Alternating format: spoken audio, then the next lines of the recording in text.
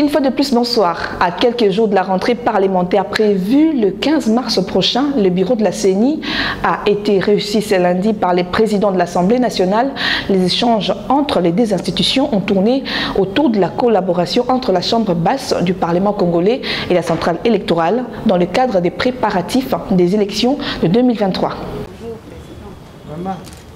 Le président de l'Assemblée nationale, Christophe Mbosoko Diapwanga, a reçu en audience le lundi 7 mars 2022 en son cabinet de travail Denis Kadima, président de la Commission électorale nationale indépendante, accompagné de tous les membres du bureau et de la plénière de la Commission électorale nationale indépendante. Au sortir de cette entrevue avec les speakers de la Chambre basse du Parlement, le président de la CENI s'est exprimé en ces termes. Toutes les questions liées à la loi, c'est à ce niveau que ça se fait. Et c'est dans ce cadre-là que nous sommes venus voir le président de l'Assemblée discuter de la collaboration qu'il y aura entre nos deux institutions.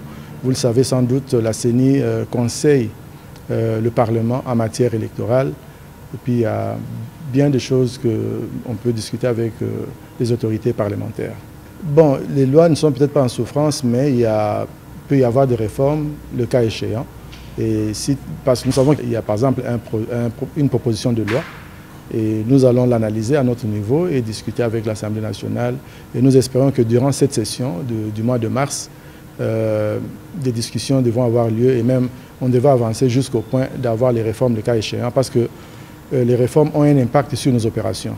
Donc plus tôt c'est fait, mieux ça vaut. Que faut-il attendre de l'équipe Kadima? À cette question, le président de la centrale électorale s'interdit de porter un quelconque jugement sur Malou Malou et les autres dirigeants de la Commission électorale nationale indépendante qui l'ont précédé. Ce que nous allons faire, c'est bâtir sur le bon travail qu'ils ont pu faire et nous-mêmes, nous allons innover là où il faut innover. Signalons que cette rencontre intervient quelques jours avant l'ouverture de la session de mars au Parlement congolais.